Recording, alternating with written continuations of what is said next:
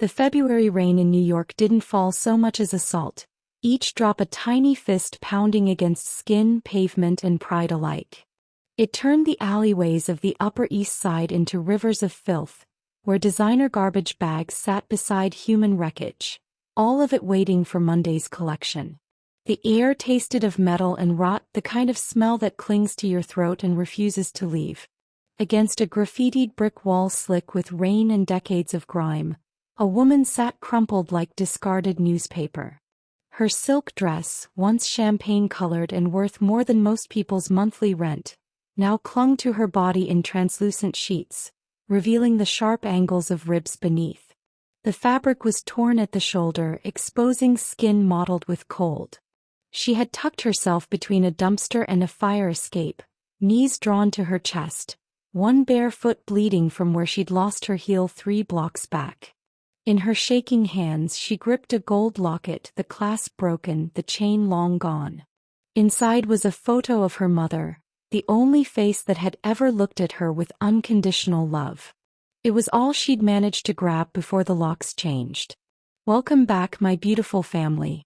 Before we begin, please click subscribe, like this video, and tell me in the comments where you're watching from. Your support helps us bring more thrilling stories, and trust me, you won't want to miss them. Now let's get into the story. Her name was Karen Lucio.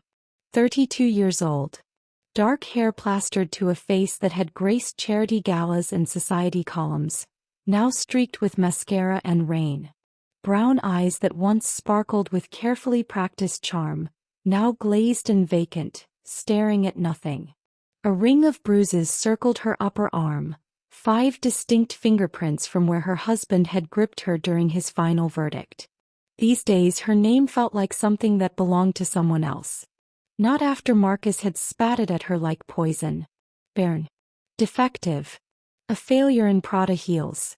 Before his lawyers served her with annulment papers and his security detail escorted her past the mahogany doors for the last time.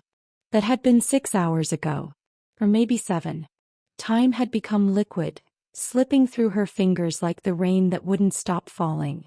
She hadn't eaten since yesterday's breakfast, a half grapefruit she'd forced down while Marcus read aloud from a fertility clinic brochure, his voice dripping with contempt. She had tried 4 different hotels. None would take her without a credit card, and Marcus had already frozen everything. A woman at a coffee shop had given her $1 out of pity. Karen had stared at it for 20 minutes before using it to buy a payphone call to her sister, who'd let it go to voicemail. Now she sat in the dark between Monday's trash, lips cracked and bleeding, body aching from the inside out. The cold had moved past her skin, past her muscles, and settled somewhere near her heart. The scar on her abdomen throbbed, a surgical reminder of the hysterectomy that had sealed her fate. 3 years of treatments, 2 miscarriages, and 1 emergency surgery that had saved her life but destroyed her marriage. Marcus hadn't even visited her in the hospital. He'd sent his assistant with divorce papers instead. There's nothing left, she thought, her fingers tightening around the locket until the broken metal bit into her palm. Nothing worth salvaging. She didn't cry. Her tears had dried up somewhere between the penthouse elevator and the street, watching her reflection disappear in polished brass doors that would never open for her again. The woman in that reflection was a stranger. Hollow-cheeked, sunken-eyed, a ghost wearing a designer label. The rain fell harder. She pulled her arms tighter around herself, but it made no difference. The cold had taken root inside her, growing like the emptiness Marcus had found so unforgivable. Then the sound of an engine, low and powerful, cut through the white noise of rain. High-beam headlights swept across the alley, turning the falling rain into a curtain of silver needles. A black sedan, armored and sleek as a predator, rolled to a stop at the alley's mouth. The engine idled with a purr that spoke of precision engineering and money that didn't need to announce itself. The rear door opened with a heavy, mechanical thunk. Footsteps approached, slow and deliberate.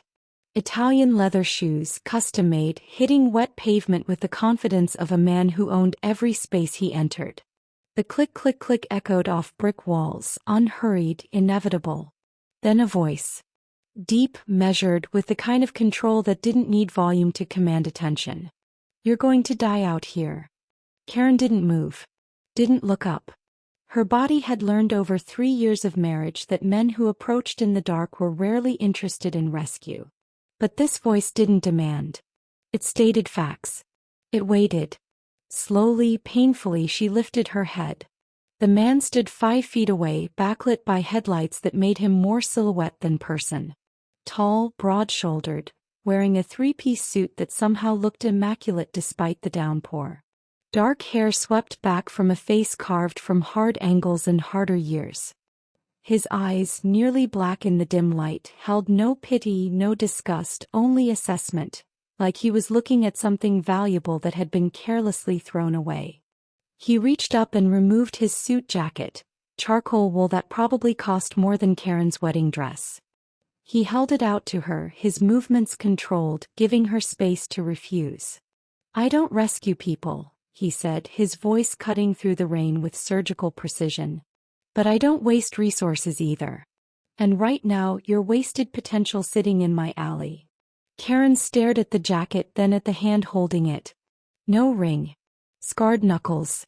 The hand of a man who'd built his empire with more than just paperwork. "Who are you?" Her voice came out hoarse, barely more than a whisper. The corner of his mouth lifted, not quite a smile. "Donald Lewis. And you're coming with me." It wasn't a question. It wasn't a threat. It was a statement of fact, delivered with the certainty of a man who didn't hear the word no very often. Karen looked down at the locket in her hands, at the photo of her mother who'd told her to always be useful, always be perfect, always be enough for someone else. Then she looked back at the man who'd stopped his car in the rain for trash that everyone else had stepped over. She took the jacket. It was heavy with expensive fabric and lingering warmth, and when she pulled it around her shoulders, it smelled like bergamot and gunpowder, danger and salvation wrapped in wool. Donald Lewis extended his hand. Not to pull her up, but to help her rise. "In my world," he said, his eyes locked on hers with an intensity that felt like being seen for the first time in years, "nothing valuable is ever truly trash. It's just waiting for someone who knows what they're looking at." Karen placed her hand in his. His grip was firm, steady, warm despite the cold. He pulled her to her feet with effortless strength, and for the first time in 6 hours she stood on solid ground. "I have nothing," she said, the words barely audible over the rain. "No money, no." "You have a pulse," Donald interrupted, his tone matter of fact. "And you're still standing after whatever hell put you here. That's more than nothing. That's survival." He turned toward the sedan, still holding her hand, leading her out of the alley and toward the waiting car. One of the rear doors stood open, revealing leather seats and soft amber lighting, a world away from the brick and filth. "I need someone," Donald said as they reached the car, "who understands what it means to be underestimated. Someone who knows how to rebuild from rubble. Someone with nothing left to lose and everything to prove." He paused at the door, rain streaming down his face, his expression unreadable. "You can get in this car or you can stay in that alley. But choose quickly, because I don't make this offer twice, and the wolves in this city eat people like you for breakfast." Karen looked back at the alley, at the dumpster that had been her shelter, at the life she'd been thrown away from. Then she looked at the man who'd stopped to pick up what everyone else considered garbage. He got in the car. As the door closed behind her and the warmth of the interior wrapped around her frozen body, Donald Lewis slid in beside her. The driver pulled away from the curb without a word, and the alley disappeared into the rearview mirror, taking with it the last remnants of the woman Marcus Lucio had tried to erase. "What's your name?" Donald asked, his voice quieter now, almost gentle. "Karen." She swallowed hard. "Karen Lucio." He nodded once, as if the name meant something he'd been expecting to hear. "Not anymore. In my world, Karen, you're whoever you decide to be. And the first thing you're going to learn is that your worth isn't measured by what you can produce for someone else." He reached into his jacket pocket and pulled out a monogrammed handkerchief, handing it to her. It's measured by what you refuse to let break you. Karen took the handkerchief, soft cotton against her raw palms, and for the first time in 6 hours, she felt something other than cold and empty. She felt fury beginning to thaw. The first shove came without warning. Karen's shoulder hit the doorframe hard enough to leave a mark she wouldn't discover until hours later, when the adrenaline finally wore off and the pain had somewhere to land. Marcus's hand was already reaching for the next push before she could catch her balance, his fingers digging into the small of her back with the kind of force that said he'd been holding this in for a long time. Out, he said, the word clipped and final. Get out of my house. Not our house. Not anymore. Maybe it never had been. Karen stumbled forward onto the marble steps, her heel catching on the threshold. She went down hard on her knees, the impact sending shock waves up her thighs. Behind her, she could hear Marcus's lawyer, a man in a gray suit who'd introduced himself as Mr. Pemberton, clearing his throat with performative discomfort. Mr. Lucio, perhaps we should allow her to collect a few personal. She forfeited her rights to personal items when she failed to fulfill the terms of the marriage contract. Marcus's voice was ice, the kind of cold that burned. She leaves with what she's wearing. Nothing else. Karen's hands scraped against wet stone as she tried to push herself up. The rain had started 20 minutes ago, right around the time Pemberton had laid out the annulment papers on the dining room table like he was serving dinner. Now it came down in sheets, soaking through her champagne silk dress within seconds, turning the fabric translucent and heavy. Marcus, please. She hated the sound of her own voice, hated the way it cracked and begged. Just let me get my phone, my wallet. You mean my phone and my credit cards? He stepped out onto the landing, his Italian loafers somehow staying pristine despite the downpour. He'd always had that ability to stand in the middle of a storm and come out clean. Everything you have I paid for. The clothes on your back, the air in your lungs. You contributed nothing, Karen. Nothing. She finally managed to stand, her knees screaming in protest. Water streamed down her face, mixing with something that might have been tears if she'd had any left. I was your wife. You were a defective incubator in a designer dress. He pulled a monogrammed handkerchief from his breast pocket and wiped rain from his face with surgical precision. I needed an heir. You gave me hospital bills and embarrassment. Do you know what the men at the club say about me? Poor Marcus Lucio, married to a woman who can't even do the one thing women are designed for. The words landed like physical blows, each one finding the soft places she tried to protect. Karen wrapped her arms around herself, but there was nothing to hold on to, no armor left. I gave you 3 years, she whispered. 3 years of treatments, of hormones that made me sick, of surgeries. And what do I have to show for it?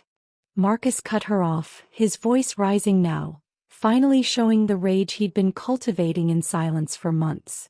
A barren wife and a ruined reputation. You're broken, Karen. Broken and useless. A vessel with a crack that can't be fixed. Behind him, Pemberton shifted uncomfortably. Mr. Lucio, the papers have been served. Perhaps we should. She's still standing here. Marcus turned his cold gaze back to Karen. Why is she still standing here? Karen looked past him through the open door, into the foyer where she'd arranged fresh flowers every Monday for 3 years. She could see the Chagall painting she'd chosen for his birthday, the antique console table she'd found at an estate sale in Connecticut. Evidence of a life that had never really been hers. Go, Marcus said, his voice dropping to something worse than anger. Indifference. Before I call the police and have you removed for trespassing. She turned away from the house, from the man she'd promised forever to, from the life that had just been ripped away like a bandage over a wound that would never heal properly. The rain hit her face, cold and relentless, and she started walking. Behind her, she heard the heavy mahogany door swing shut. The sound of the locks engaging was louder than thunder. Karen made it to the corner before her heels snapped. She kicked off both shoes and kept walking, bare feet on cold pavement, past townhouses where warm light glowed behind silk curtains, past doormen who looked away when they saw her coming, past her own reflection in boutique windows that had once welcomed her credit card with enthusiasm. She didn't know where she was going. She just knew she couldn't stop moving because if she stopped she might never start again. The alley found her more than she found it. A dark mouth between two buildings that offered shelter from the streetlights if not from the rain. She sank down against the brick wall, her silk dress already ruined beyond saving, and pulled her knees to her chest. The locket was still in her hand. She didn't remember grabbing it, but there it was, her mother's face staring up at her from behind cracked glass. Her mother who'd told her that a woman's worth was in her usefulness, her ability to be what others needed. Karen had failed at that too. She closed her eyes and let the rain wash over her, feeling nothing but cold and the hollow space where her future used to be. Somewhere in the distance an engine purred, low and powerful, but she didn't look up. Not yet. Not until the footsteps stopped 5 feet away and a voice cut through the rain like a blade through silk. "You're going to die out here." Karen opened her eyes. Karen woke to silence so complete it felt like being underwater. No traffic sounds, no sirens, no rain. Just the whisper of her own breathing and the distant tick of a clock she couldn't see. For 3 disorienting seconds she thought she was dead. Then the pain in her knees reminded her that dead people didn't ache. The bed beneath her was obscenely soft, the kind of mattress that cost more than most cars. Egyptian cotton sheets, high thread count, cool against skin that felt too hot. She opened her eyes to darkness cut by a single sliver of light bleeding through heavy curtains. As her vision adjusted, shapes emerged from shadow. A 4-poster bed. Crown molding. A chandelier catching ambient light like a constellation frozen in crystal. This wasn't a dungeon. This was luxury that made Marcus's penthouse look like a hotel room.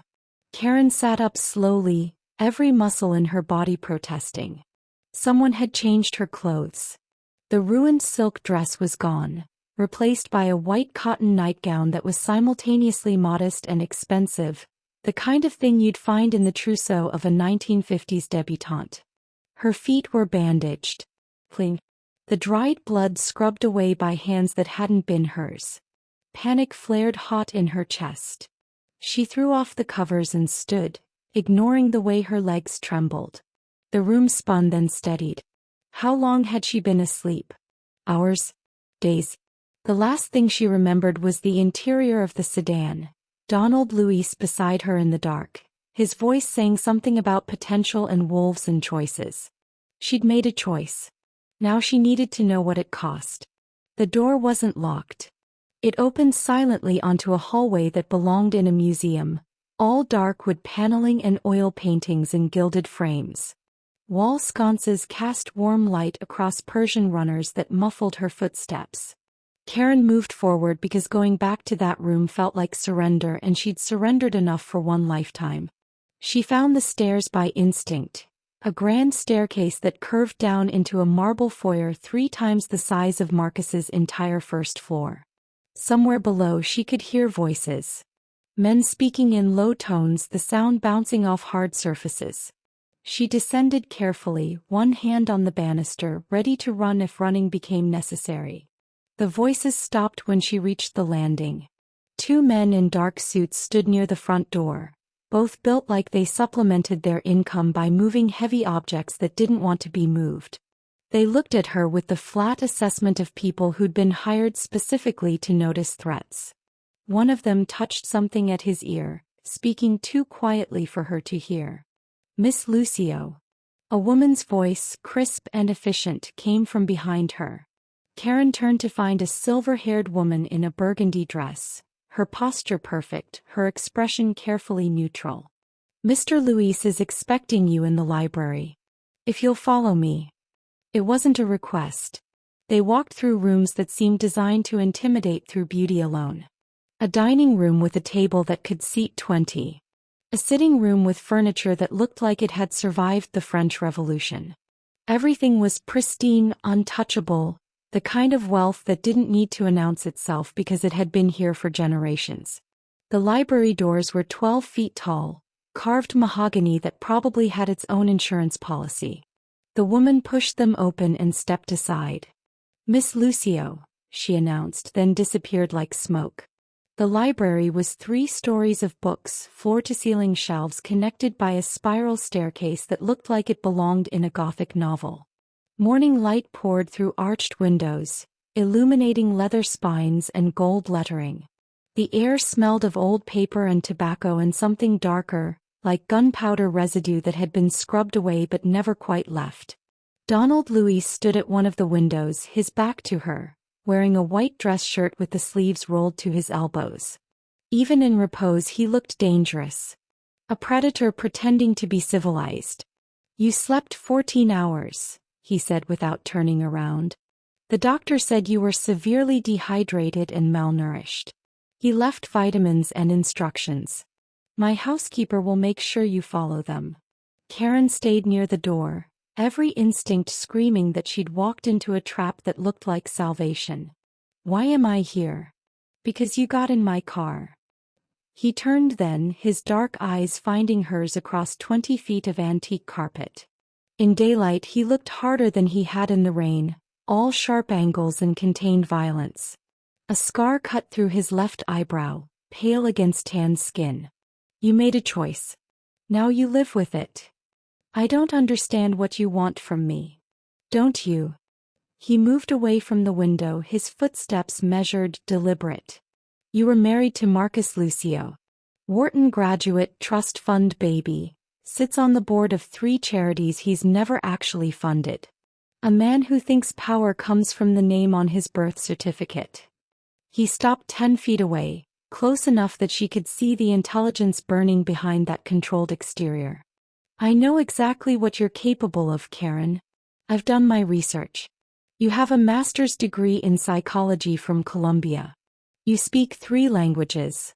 Before Marcus convinced you to quit, you ran a youth mentorship program in the Bronx that reduced recidivism rates by 40%. You're smart, adaptable, and you know how to navigate worlds that want to destroy you." Karen's throat tightened. "That was a long time ago. 3 years isn't that long. And you're not as broken as you think you are."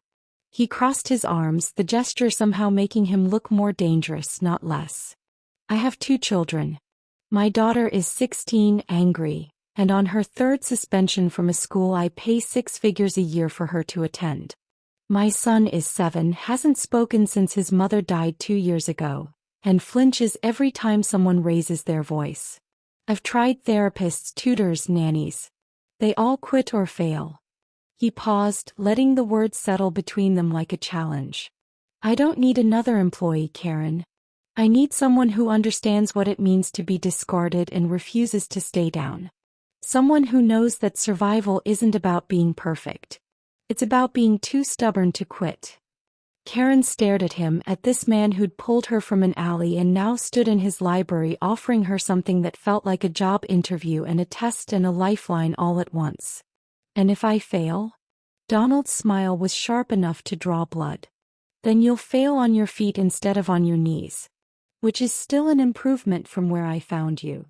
He gestured to the books surrounding them, thousands of them, stories of people who'd survived worse. "So what's it going to be, Karen? Are you going to prove Marcus right, or are you going to show me what happens when someone actually sees what you're worth?" The choice hung in the air between them, sharp and impossible, and the only thing she had left that was really hers. Karen took a breath. Then another. Then she lifted her chin and met his eyes with something that felt dangerously close to hope. "When do I meet them?" Sophia Louise was smoking a cigarette in her father's library at 10 in the morning, ash falling onto a first edition Hemingway like she was daring the universe to stop her. She looked up when Karen entered, her dark eyes, her father's eyes, taking in every detail with the kind of assessment that came from growing up in a world where everyone wanted something. "So you're the new project." Sophia took a long drag, held it, then exhaled smoke toward the ceiling with practiced defiance. "How long do you think you'll last?" 2 weeks. 3. She was beautiful in the way dangerous things often are. 16 years old, with her father's sharp features softened by her mother's bone structure, long dark hair that probably cost a fortune to maintain but was currently tangled like she'd slept in it. She wore a Catholic school uniform with the skirt rolled so short it was practically a belt, the white shirt unbuttoned low enough to be a statement. Bruises decorated her knees. Not the kind that came from falling. Karen closed the library doors behind her, the sound echoing like a verdict. She'd spent the last hour preparing for this moment, had rehearsed 3 different approaches with the measured caution of someone who knew that first impressions with angry teenagers were usually the only impression you got. She threw out all 3 plans. Your father pays 6 figures for you to attend St. Catherine's Academy, Karen said, walking to the window seat where Sophia had made her throne. And you're on your 3rd suspension. Which means either you're spectacularly stupid or you're smarter than everyone else and bored out of your mind. I'm betting on the latter. Sophia's eyebrow arched, a gesture so similar to Donald's it was almost eerie. Most people lead with, smoking is bad for you, or some bullshit about my potential. Most people are idiots. Karen sat down on the opposite end of the window seat, close enough to be in Sophia's space but far enough to give her the illusion of control. You know smoking is bad for you. You're doing it anyway because it pisses off your father and gives you something to do with your hands when you're angry. Which is most of the time. The cigarette paused halfway to Sophia's lips. You don't know anything about me. I know you're furious. I know your mother died 2 years ago and nobody asked if you were okay, they just expected you to be. I know your father runs an empire that requires him to be ruthless, and you're terrified that's all you inherited from him. The capacity to hurt people. Karen leaned back against the window frame, her voice steady. I know you get suspended on purpose because at least then someone pays attention. Even if it's negative attention, it's better than being invisible. Sophia's hand trembled slightly. She stubbed out the cigarette on the windowsill, grinding it down until there was nothing left but filter and ash. My father hired you to psychoanalyze me? Because I've had 5 therapists. They all said the same shit. Processing grief, acting out, blah blah blah. Your father hired me because I understand what it's like to be treated like a broken thing that needs fixing. Karen met Sophia's eyes and held them. I was married to a man who measured my worth by my ability to give him children. When I couldn't, he threw me away like garbage. Literally. Your father found me in an alley in the rain. Something shifted in Sophia's expression. Not sympathy exactly, but recognition. The look of someone who'd spotted a fellow survivor. So what, you're here to save me with the power of shared trauma? The sarcasm was thick, but there was a question underneath it. Yes. I'm here because your father thinks I can help you, and I need somewhere to rebuild my life that isn't an alley. Karen's honesty cut through the space between them like a knife through silk. But I'm not going to fix you, Sophia. You're not broken. You're angry and grieving and trapped in a life you didn't choose. That's not the same thing as broken. Sophia stared at her for a long moment. Outside, birds sang in the garden like the world was still normal, still safe, still something other than sharp edges and survival. My mom used to read to me, Sophia said finally, her voice smaller now, younger. Every night before bed, even when I got too old for it. The night she died, I told her I was too tired. I told her to go away. She swallowed hard. She did. And then she never came back. Karen felt the words land in her chest, heavy and familiar. Guilt that had no expiration date. That's not your fault. Everyone says that. Sophia's laugh was bitter. But it feels like my fault. Everything feels like my fault. Dad's always working, dealing with business. My little brother doesn't talk anymore. And I'm just this angry, fucked up thing that breaks everything I touch. Language, Karen said automatically, then immediately regretted it when Sophia's walls started slamming back up. Sorry. Force of habit. And for the record, you're not fucked up. You're 16. The only difference between you and every other 16-year-old is that you have the resources to make your destruction expensive. Sophia snorted, a sound caught between a laugh and a sob. You're weird. I've been called worse. Recently, in fact. Karen stood, brushing imaginary dust from her borrowed clothes. Here's the deal. I'm not your therapist, I'm not your friend, and I'm definitely not your mother. But I will show up every day and I will not quit on you, which is more than anyone else in your life has offered lately. What do you want from me? Nothing you're not willing to give. Karen moved toward the door, then paused. But if you're going to smoke, at least do it outside. That Hemingway is worth more than both of us combined. She was halfway through the door when Sophia's voice stopped her. Karen. The girl's voice was stripped of armor now, just raw and young and scared. What if I'm too far gone? What if I'm just like him? Cold and dangerous and capable of terrible things. Karen turned back. Sophia was still sitting in the window seat, backlit by morning sun, looking exactly like what she was. A child trying to survive in a world built for predators. Then we'll figure out how to be dangerous together, Karen said. But on purpose. With direction. Because the difference between your father and the people who fear him isn't capacity for violence. It's control. And control is something I can teach you. Sophia's lips curved into something that wasn't quite a smile but was close enough to hope. When do we start? Now, Karen said. First lesson. If you're going to break the rules, make sure you're breaking the right ones. Smoking in your father's library? Amateur hour. If you really want to piss him off, you need to think bigger. Sophia stood, interest sparking in those dark eyes for the first time. I'm listening. And just like that, the untamable air had found someone who refused to tame her. Dinner was served at 8 in a dining room that could have hosted a state funeral, but Donald had set only 2 places at one end of the massive table, close enough that conversation didn't have to echo off marble and crystal. Karen arrived exactly on time, wearing a simple black dress that the housekeeper had left in her room, probably cost more than her entire wardrobe from her previous life. Donald was already there, jacket off, tie loosened, sleeves still rolled to his elbows like he'd come straight from work that didn't involve spreadsheets. There was a tension in his shoulders that spoke of the kind of day where problems got solved with more than words.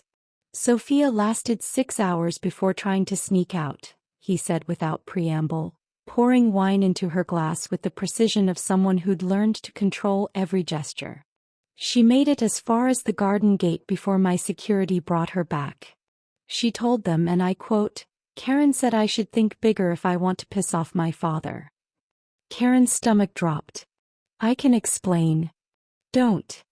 Donald's mouth curved into something that might have been amusement if it hadn't been so sharp. She came back willingly. Apologized to the guards. Then asked if she could have dinner with her brother instead of in her room. That's the first time in 6 months she's voluntarily spent time with him.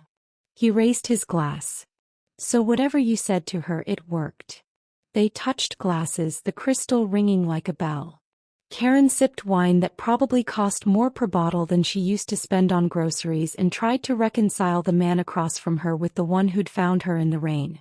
In his library, surrounded by books and morning light, he'd been formidable. Here, in the intimate quiet of near-empty space, he was something else entirely. Human. Tired. A father before he was a kingpin. You're good with her, Donald said, cutting into steak that had been prepared by someone who understood that perfection was the minimum acceptable standard. Better than anyone else has been. I just told her the truth. That she's not broken. Most people would have tried to discipline her. Set boundaries. All that parenting handbook bullshit that doesn't work on kids who've learned that adults are just people with more power and less honesty. Karen studied him across the table. You don't talk like a... She stopped herself. Like a mobster? His smile was cold. What were you expecting? Fugget-a-budget, and broken English? I have a master's in economics from MIT. I speak 5 languages. I've had dinner with senators and CEOs and men who run countries from behind curtains. He set down his knife with deliberate care. The difference between me and them is that I don't pretend violence isn't part of the transaction. The honesty was brutal and somehow refreshing. Marcus had spent 3 years lying about who he was, what he wanted, coding everything in politeness and propriety. Donald didn't bother with the coding. My wife used to say I kept too much under the suit, he continued, his voice quieter now. That I'd forgotten how to be human instead of functional. She was right. He reached for his wine glass and Karen saw it then. Scars across his knuckles, old and white, the kind that came from hitting things that hit back. I built this empire with blood and strategy. I made enemies of men who kill for sport. And then I came home to 2 children who needed a father, not a general. Is that why you brought me here? Because you can't be both. I brought you here because you understand survival.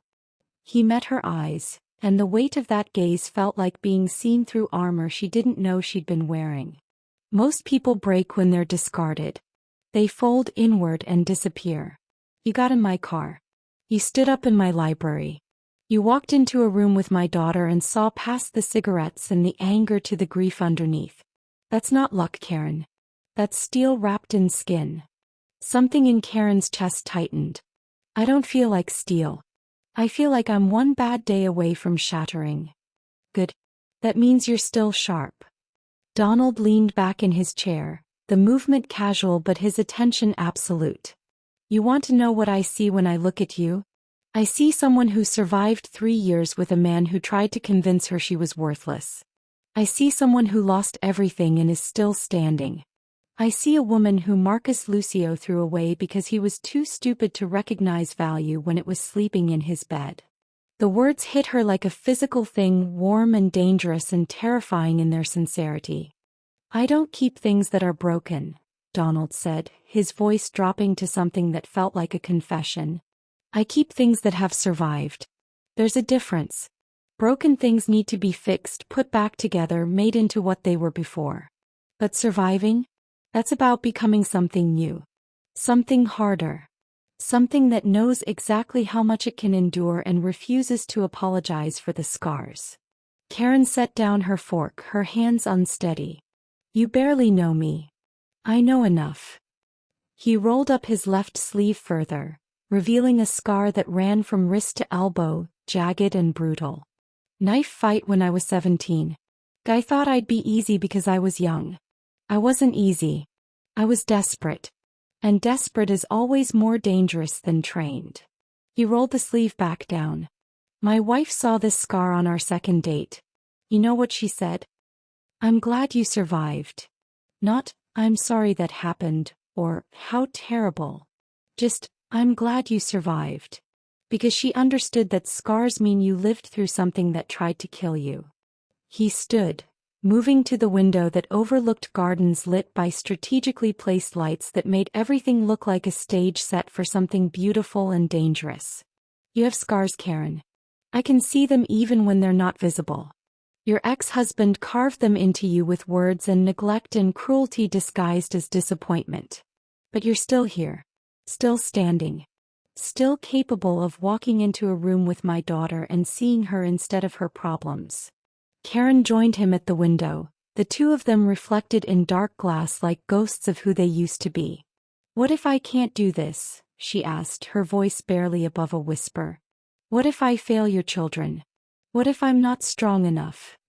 Donald turned to face her, close enough now that she could smell cedar and gunpowder and something underneath that was just him. Then you'll fail having tried, he said. Which is still better than succeeding at making yourself smaller to fit into someone else's definition of acceptable. He reached out, not touching her but close enough that she could feel the warmth of his hand near her shoulder. I don't need you to be perfect, Karen. I need you to be stubborn. Can you do that? He thought about the alley. About the rain. About Marcus's voice telling her she was broken and empty and useless. She thought about Sophia's eyes when Karen refused to treat her like a problem that needed solving. Yes, Karen said. I can do that. Donald's smile was genuine this time without the sharp edges. Good. Because tomorrow you meet my son. And he's going to be harder than Sophia. He hasn't spoken since his mother died. But I think you're exactly stubborn enough to wait for him to be ready. Karen nodded, something settling in her chest that felt dangerously close to purpose. They stood there in the window, two survivors in expensive clothes, looking out at a world that had tried to break them and failed. The first gunshot sounded like a car backfiring, distant and almost forgettable. The second one shattered the illusion along with the library window. Karen was reading to Diego, Donald's 7-year-old son, when glass exploded inward in a shower of crystalline violence. She had exactly 1 second to process the sound of automatic weapons fire before instinct took over. She threw herself over Diego, her body covering his small frame as books tumbled from shelves and wood paneling splintered. The boy didn't scream. He went rigid beneath her, his silence somehow more terrifying than any cry could have been. Outside, men were shouting in Italian and English. Orders barked over the staccato rhythm of gunfire. The estate's alarms began to wail, a sound that felt like it was coming from inside her skull. Diego, listen to me. Karen kept her voice low and steady, the same tone she'd used during active shooter drills at the youth center, back when her biggest worry was keeping teenagers safe from their own neighborhoods. We're going to move now. Stay low, stay with me. She pulled him up, keeping both of them below the window line. Through the shattered glass, she could see muzzle flashes in the garden, Donald's security team engaging with attackers who'd breached the outer perimeter. Someone was screaming. She couldn't tell which side. Sophia. The thought cut through the adrenaline like ice water. Sophia was in her room on the second floor, probably with headphones in, probably oblivious until it was too late. Safe room, Karen muttered, dragging Diego toward the library doors.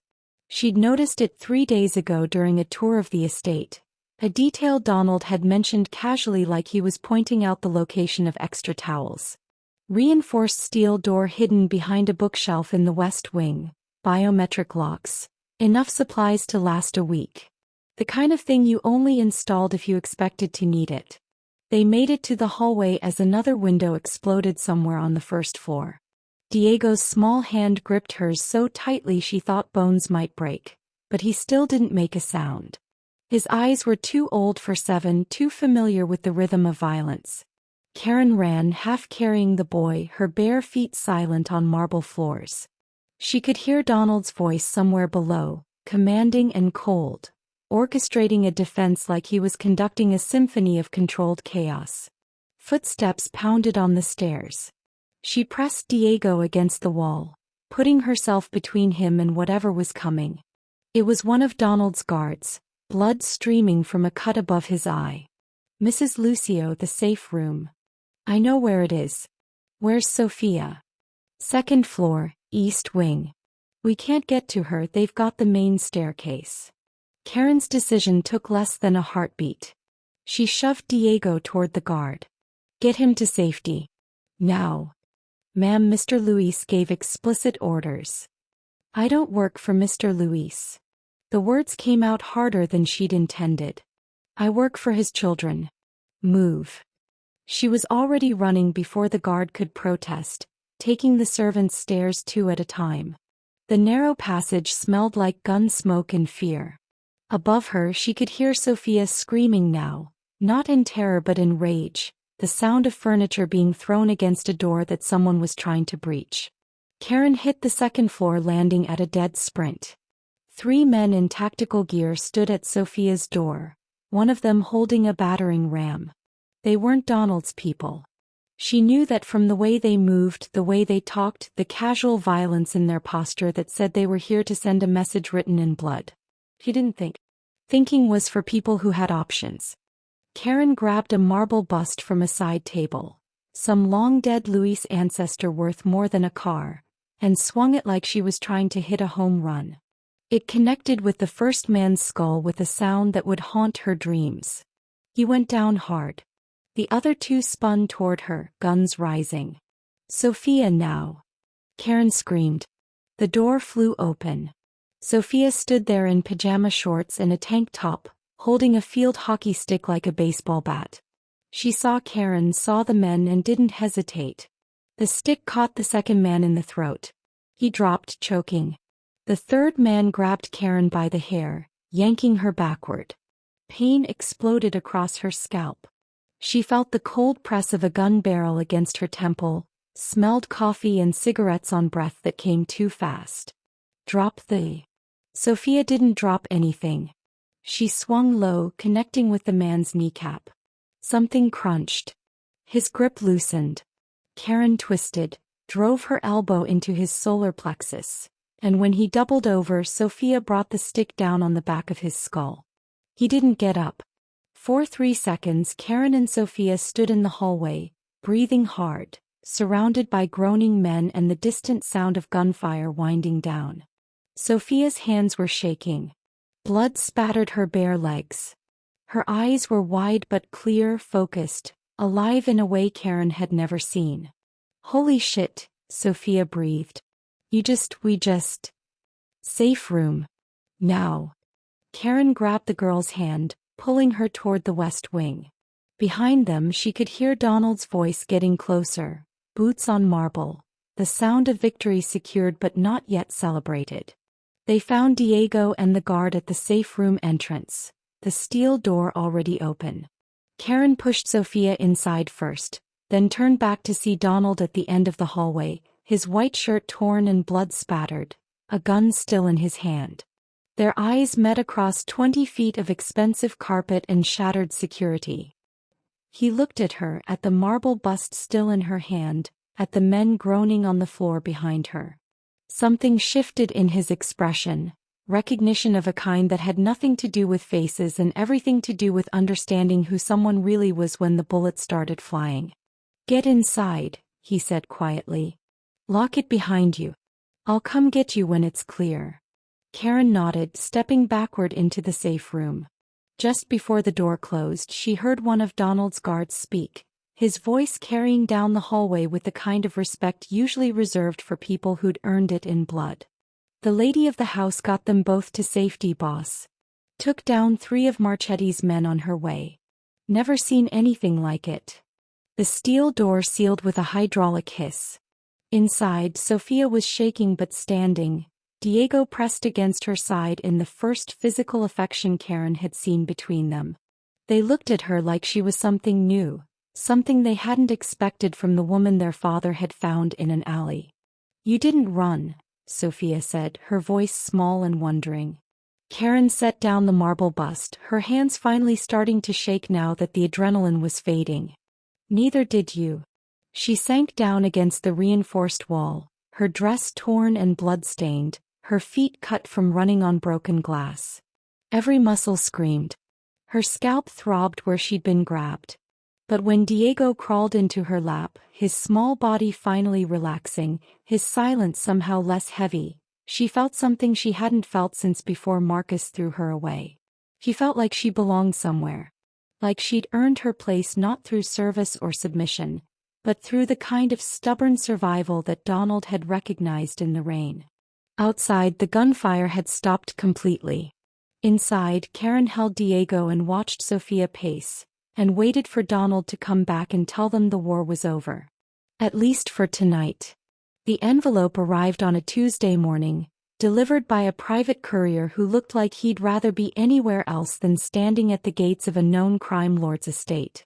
Karen was in the garden with Diego, teaching him to identify herbs by smell, when the housekeeper found her with the thick manila package held at arm's length like it might explode. "This came for you, Miss Lucio." The man said it was urgent legal documentation. Karen's hands stilled in the rosemary. She knew that law firm's embossed logo before she even looked at the return address. Whitmore and Associates. Marcus's lawyers.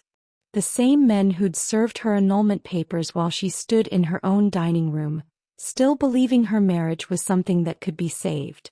She took the envelope with dirt-stained fingers, her heartbeat suddenly too loud in her ears. Diego watched her with those dark, silent eyes that missed nothing.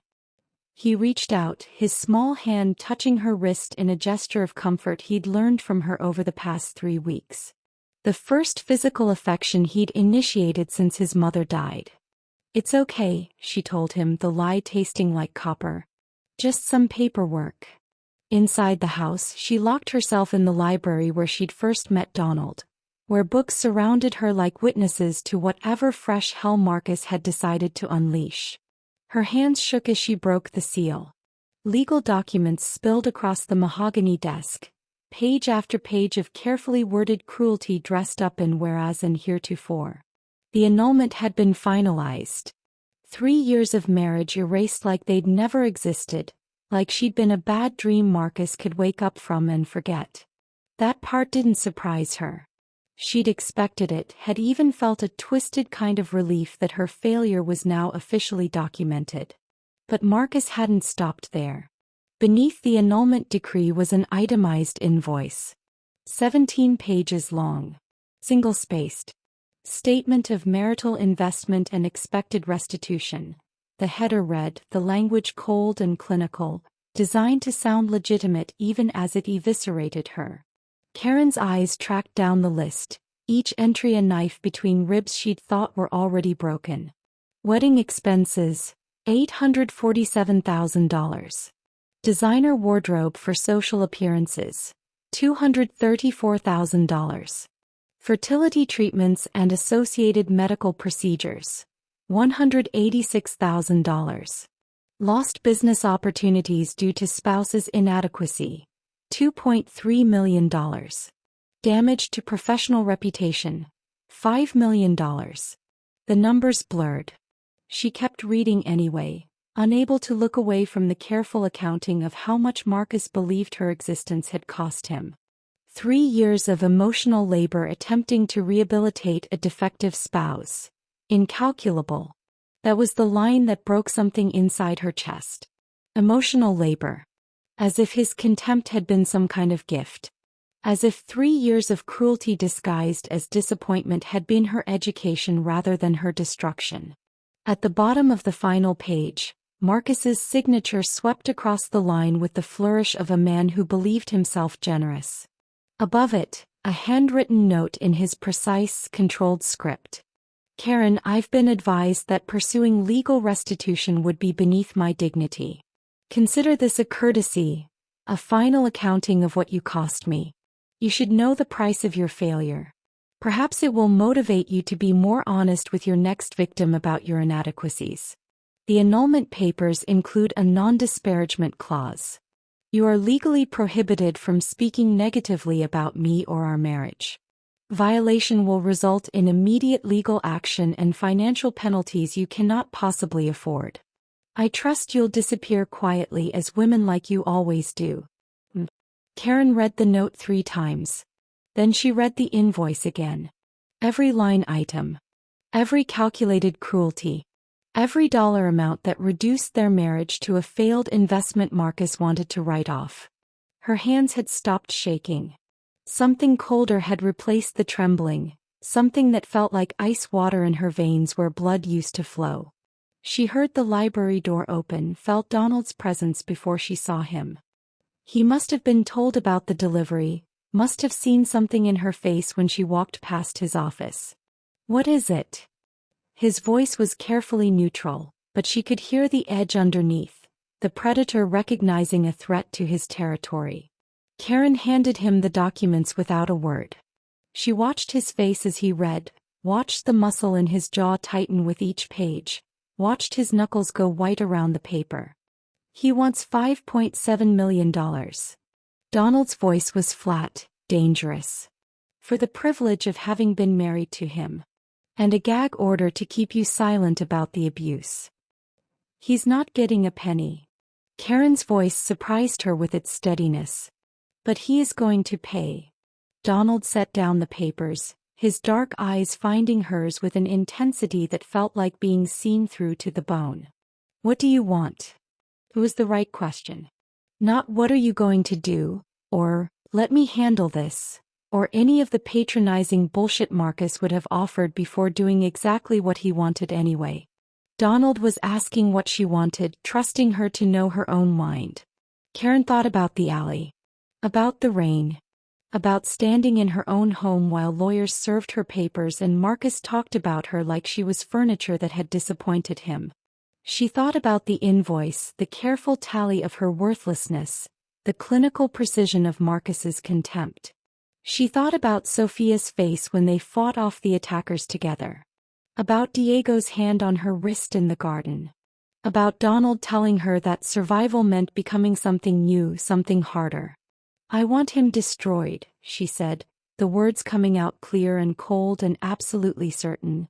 Not embarrassed. Not inconvenienced. Destroyed. "I want him to lose everything he values the way he tried to make me lose everything I valued. I want him to know that the woman he threw away was the best thing that ever happened to him, and by the time he realizes it, it'll be too late to matter." Donald's smile was sharp enough to draw blood. "That's ambitious. It'll take time. Resources. It'll require you to step into the light instead of hiding in the shadows. People will know you're with me. They'll make assumptions. Let them." Karen met his eyes without flinching. "I'm done being small. I'm done being quiet. I'm done letting men like Marcus decide what I'm worth." She picked up the invoice, all 17 pages of itemized cruelty. "He wants to put a price on my failure? Fine. I'll put a price on his." Donald moved around the desk, close enough that she could see the approval in his eyes, the recognition of something he'd been waiting to see since he found her in the rain.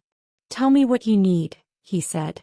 Karen looked at Marcus's signature, at the handwritten note that assumed she'd disappear, that counted on her shame to keep her silent. "Everything he has," she said. "His reputation. His connections. His legitimacy. I want to take it all apart piece by piece until there's nothing left but the truth of who he really is. That's going to require getting your hands dirty." "Good." Karen's smile was all teeth and broken glass. "I'm already covered in blood from last week. What's a little more?" Donald laughed, the sound genuine and dangerous and proud. He extended his hand like he was offering a contract, a partnership, a declaration of war. "Welcome to the family business, Karen. Let's teach your ex-husband what happens when he throws away something I've claimed." She took his hand, her grip firm, her resolve absolute. The ghost of her past had come calling, expecting to find the broken woman he'd discarded. He was going to find something else entirely. The shooting range was in the basement, soundproofed and clinical, smelling of gun oil and concrete. Karen had walked past the reinforced door a dozen times without knowing what lay behind it. Now she stood in the center of the room while Donald laid out weapons on a steel table like a surgeon preparing instruments, each one cleaned and oiled and ready to do exactly what it was designed for.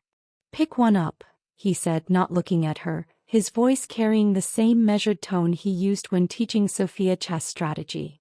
Instruction, not command.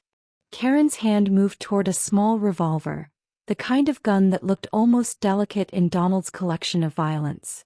Her fingers were an inch away when the memory hit. Marcus slamming his fist on the dinner table, the sound like a gunshot, her body flinching before her brain could process that she wasn't in danger. 3 years of conditioned fear compressed into muscle memory. She pulled her hand back. "Try again," Donald said, still not watching, giving her the dignity of failure without an audience. This time she made it. The gun was heavier than she expected, cold metal that somehow felt alive in her palm. Her hand shook. The trembling traveled up her arm into her shoulder, until her whole body was vibrating with the weight of holding something designed to end lives. "It's just a tool," Donald said, finally turning to face her. He'd changed into dark tactical pants and a fitted black shirt that showed the controlled power in his frame. No suit to hide behind, no polish to soften the edges. This was the man who'd built an empire with calculated violence. No different than a knife or a pen. The power isn't in the weapon. It's in the person holding it.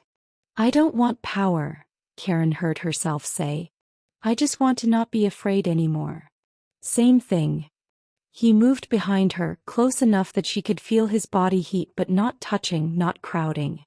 "Fear is what happens when someone else controls your response to the world. Power is when you control it yourself. Now chamber around."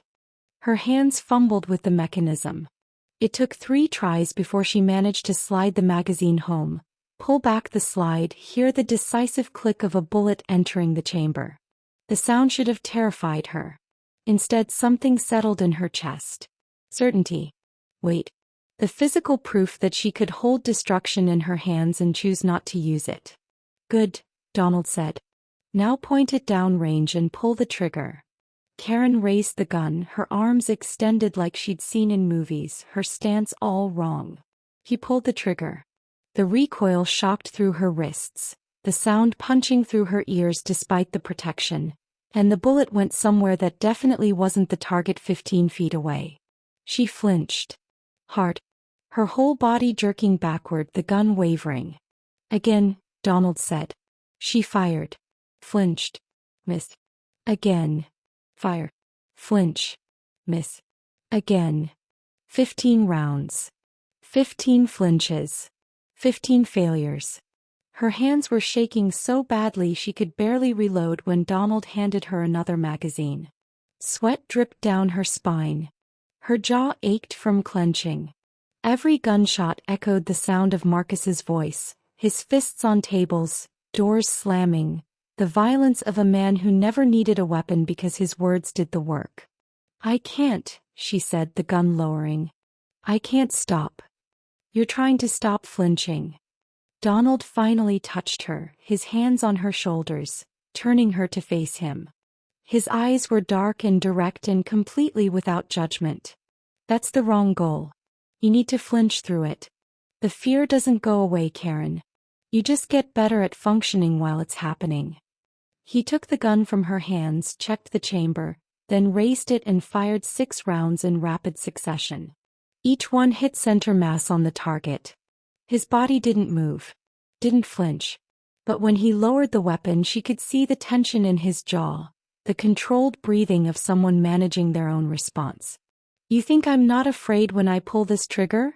He asked quietly. Every time I use violence, I'm afraid of what it costs. What it takes from me. What it might take from my children. He handed the gun back to her. But I do it anyway because fear that stops you is different than fear that focuses you. One makes you a victim. The other makes you dangerous. Karen took the weapon, her grip steadier now, understanding something she hadn't before. This wasn't about becoming fearless. It was about becoming functional despite the fear. She raised the gun. Fired. Flinched. But this time the bullet hit the target's outer ring. Better, Donald said. Again. They spent 3 hours in that basement. 3 hours of gunfire and correction and the gradual erosion of the flinch that had been carved into her nervous system by a man who weaponized his disappointment. By the end, Karen could put 3 out of 5 rounds in the target's center mass. Her hands still shook. Her body still flinched. But she could fire through it, could make the shot count even while her muscles screamed retreat. Power isn't about control, Donald said as they cleaned the weapons, the ritual of oil and cloth and precision that turned instruments of death back into sleeping tools. It's about choice. You choose when to be afraid. You choose when to act despite it. You choose who gets to make you flinch and who doesn't. Karen looked at him across the table, this man who'd found her in an alley and decided she was worth rebuilding. Marcus made me flinch for 3 years. Every raised voice, every sudden movement, every time he walked into a room. And now, she thought about the invoice. About the itemized accounting of her worthlessness. About the gun in her hands and the way her body had learned to fire through the fear instead of freezing in it. Now I want to make him flinch, she said. Donald's smile was approval and promise and the beginning of something that looked like partnership. Then tomorrow we start teaching you how to handle the weapon that scares men like your ex-husband more than bullets. What's that? Information. He set down the gun he'd been cleaning, his attention absolute. Marcus built his reputation on being untouchable. Old money, right connections, clean hands. But nobody is clean, Karen. Everyone has secrets. Everyone has weaknesses. I'm going to teach you how to find them, how to use them, and how to dismantle a man's entire life without ever firing a shot. Karen felt something unfurl in her chest, something that had been compressed and suffocated for 3 years. Not just anger anymore. Strategy. Purpose. The cold calculation that came from understanding that revenge wasn't about violence. It was about precision. When do we start? She asked. Right now. Donald pulled out a tablet, unlocked it, and brought up files with Marcus's name attached. Financial records. Social connections. Business dealings. A digital dissection of a man who thought he was untouchable. Lesson 1. Power doesn't come from what you can destroy. It comes from what you can prove. They worked until dawn, Karen's fear replaced by something sharper. Something that knew exactly what it wanted and how to get it. By the time the sun rose over the estate, she'd stopped flinching at loud noises entirely. She'd started planning instead. The Metropolitan Museum's Winter Gala was the kind of event where fortunes were displayed like artwork and power dressed in couture. Karen stood at the top of the marble staircase in a blood-red dress that Donald's stylist had called a declaration of war. Her hair swept up to expose the neck Marcus used to say was her only decent feature. Diamond earrings. Real ones, not the cubic zirconia Marcus had bought her while telling everyone they were family heirlooms. Caught the light from chandeliers that cost more than most people's houses. Donald stood beside her in a black tuxedo that probably cost more than Marcus's car, his hand resting lightly at the small of her back. Not possessive. Supportive. The difference mattered. Last chance to change your mind, he said quietly, his mouth close to her ear. Once we walk down those stairs, everyone will know you're with me. There's no going back to invisible. Karen looked out at the crowd below. New York's elite, gathered to celebrate themselves and their carefully curated charitable impulses. She could see faces she recognized from her marriage. Women who'd smiled at her over champagne while pitying her behind closed doors. Men who'd looked through her like she was decorative wallpaper. And there, near the bar, holding court with a cluster of admirers, was Marcus. He'd brought a date. Blonde, young, wearing a white dress that screamed virginal and expensive. Everything Karen hadn't been. Marcus's hand rested on the small of the girl's back in a gesture that made Karen's stomach turn with recognition and rage. I'm not going back to anything, Karen said. I'm going forward. Through him if necessary. They descended the stairs together. The crowd noticed immediately. You couldn't not notice Donald Luis entering a room. But this time the whispers weren't just about him. They were about the woman on his arm, about Karen Lucio who'd disappeared from society 3 months ago, discarded and disgraced, now returning in blood-red silk with a crime lord's protection and a smile that promised consequences. Marcus saw her halfway through her descent. She watched his face cycle through emotions too fast to catalog. Shock, disbelief, fury, and finally the careful blank mask he wore when he needed to pretend nothing bothered him. His hand tightened on his date's back hard enough that the girl winced. Karen and Donald reached the floor. People parted like water, their conversation dying into whispers and stares. Someone's champagne glass hit the marble and shattered. Nobody noticed. Karen. Marcus's voice cut through the silence, loud enough to carry, pitched for an audience. What a surprise. I'd heard you'd left the city. Gone back to wherever you came from. He said it like she'd crawled out of a gutter, which wasn't far from wrong. But he didn't know about the alley, about the rain, about Donald finding her when she had nothing left. He thought she'd just disappeared, erased herself out of shame like he'd expected. I did leave, Karen said, her voice steady and clear, trained by weeks of Donald teaching her how to project power through tone alone. I left the prison you called a marriage. Best decision I ever made. Gasps rippled through the crowd. The blonde girl's eyes went wide. Marcus's jaw tightened, his composure cracking at the edges. You're embarrassing yourself, he said, stepping forward, trying to reclaim control through proximity and height. Making a scene at a charity event? How desperate can you be for attention? I'm not making a scene, Marcus. I'm making a point. Karen pulled a folded document from her clutch, blood-red leather that matched her dress. You sent me an invoice. 17 pages detailing how much you think I cost you during our marriage. $5.7 million for the privilege of being your wife. She could hear phones coming out, the subtle rustle of people recording, documenting, turning this moment into tomorrow's headlines. Good. That's what she'd counted on.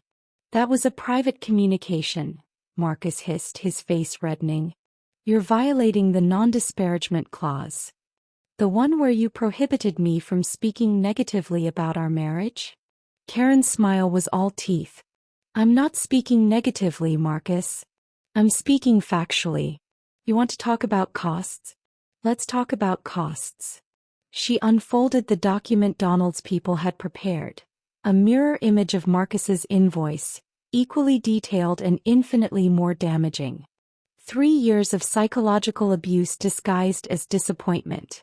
2 miscarriages you called inconvenient. 1 emergency hysterectomy where you sent your assistant to the hospital instead of coming yourself. 0 days where you treated me like a human being instead of a failed investment.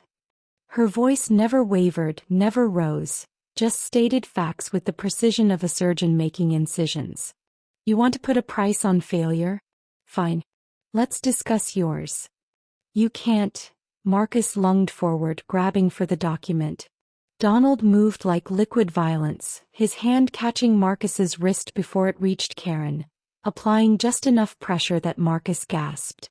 Touch her again, Donald said quietly, his voice barely above a whisper but somehow carrying to every corner of the vast room, and they'll find pieces of you in 3 different states. Security was moving toward them now, but Karen wasn't finished. I did some research, Marcus. Want to know what I found?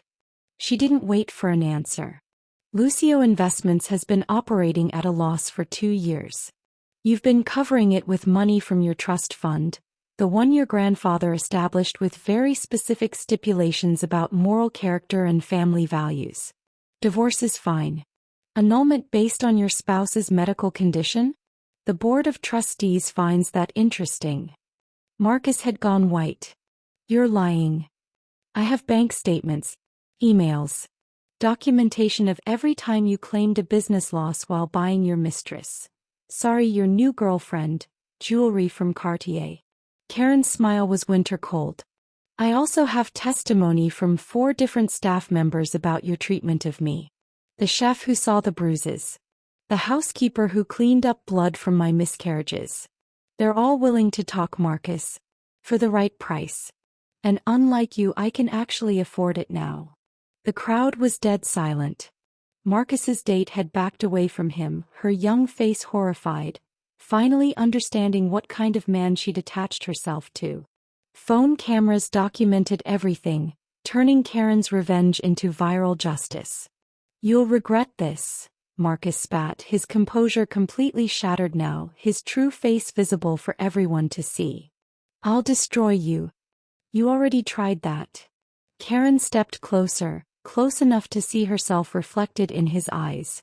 This new version of herself that he'd created by breaking the old one.